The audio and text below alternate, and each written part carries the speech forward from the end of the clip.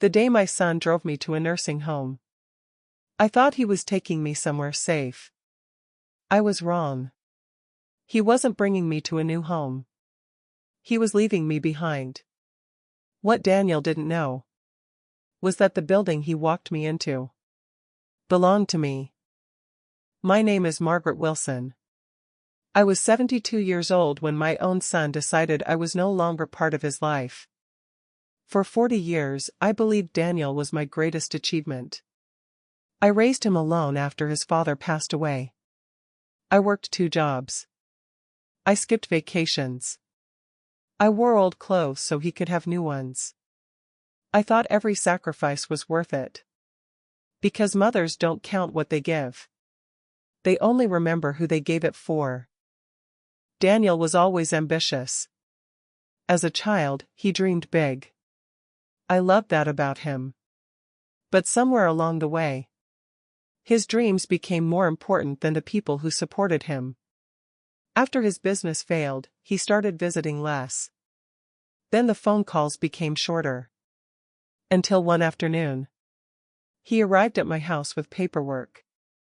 "Mom," he said, "you can't live alone anymore." I looked at him. I have lived alone for 2 years.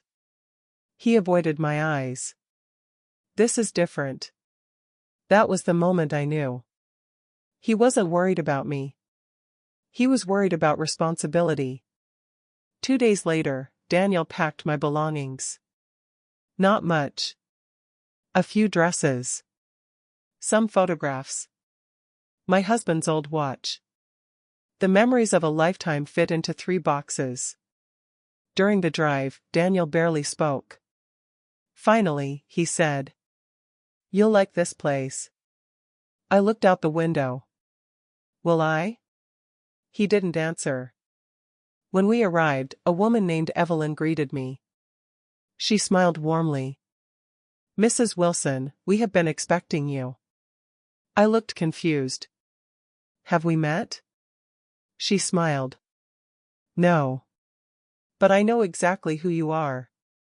Later that day, Evelyn sat beside me.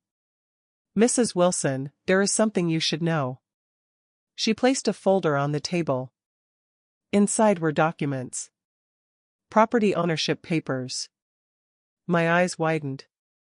The building, the entire nursing home, was mine. 10 years earlier, I had purchased the abandoned property. Everyone told me it was a bad investment. But I saw something different. I saw elderly people who needed kindness. I created a place where nobody would feel forgotten. And I never told Daniel. Because I wanted to know something important.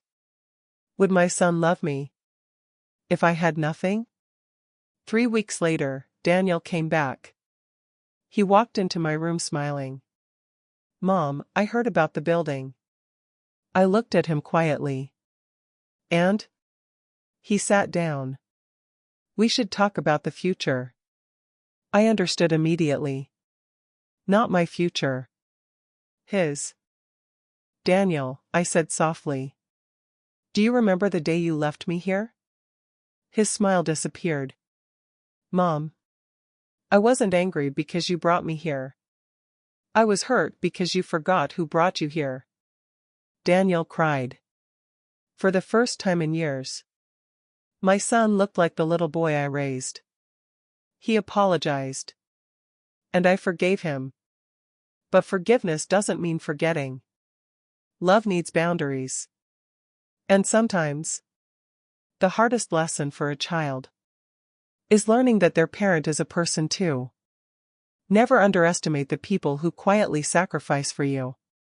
The person you ignore today may be the person who gave you everything tomorrow. If this story touched your heart, remember to value the people who love you before it's too late. Because some goodbyes cannot be taken back.